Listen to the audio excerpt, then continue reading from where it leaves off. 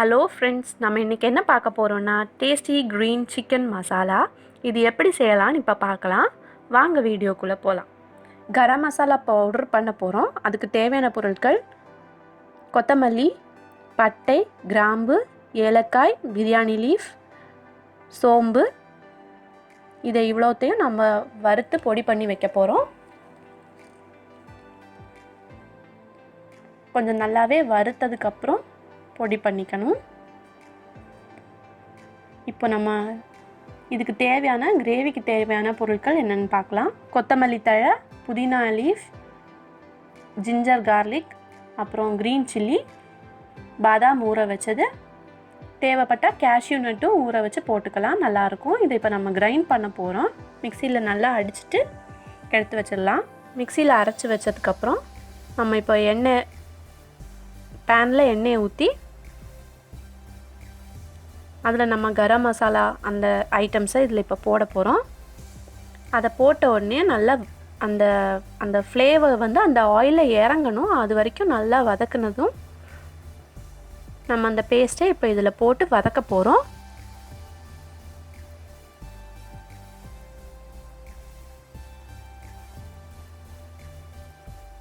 இப்போ நம்ம அந்த பேஸ்ட்டை போட்டு இதில் வதக்க போகிறோம்.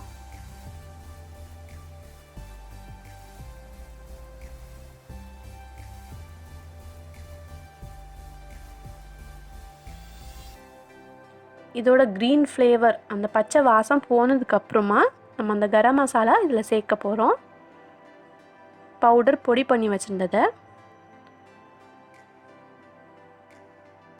இப்போ நம்ம சேர்த்து இதையும் நல்லா வதக்க போகிறோம்.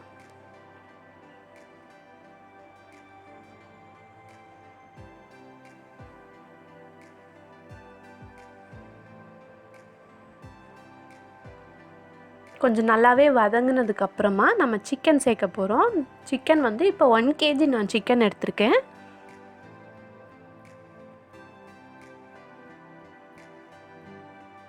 இப்போ சிக்கனை நம்ம போட்டுடலாம்.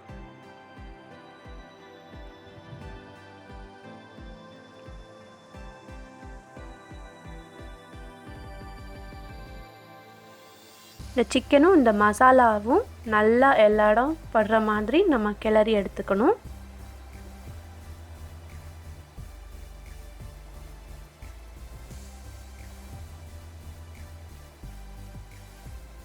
நான் தண்ணி எதுவும் இப்போ இதில் சேர்த்துக்க போகிறது கிடையாது. நான் கொஞ்சம் ட்ரையாக தான் செய்ய போகிறேன்.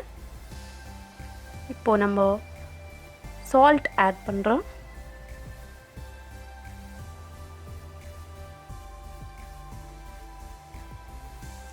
லெமன் ஜூஸ் ஆட் பண்ண போகிறோம். 1 லெமன் ஜூஸ் எடுத்து வச்சுருந்துருக்கேன். இதையும் போட்டு நல்லா கிளறுங்க.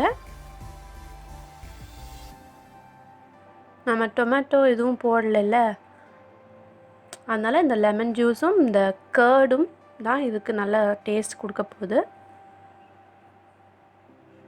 ஒரு 3 டேபிள் ஸ்பூன் கர்ட் நம்ம இதில் சேர்த்துக்க போகிறோம்.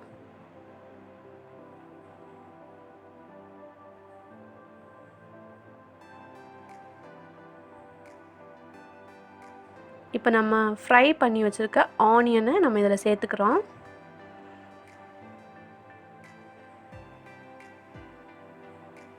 இது கார்னிஷிங்கும் பண்ணலாம் லாஸ்ட்டாகவும். இப்போவும் போட்டு பண்ணிங்கன்னா இன்னும் அந்த டேஸ்ட் டிஃபர் ஆகுது, நல்லாயிருக்கும்.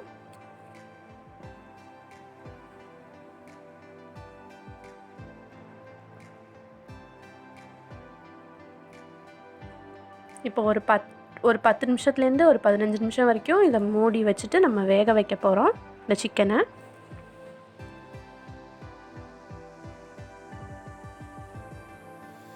$15 minutes ஆயிடுச்சு. நம்ம இப்போ இந்த சிக்கனை பார்க்குறோம்.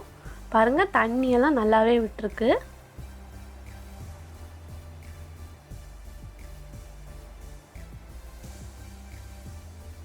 கொஞ்சம் நல்லா கிளறுங்க.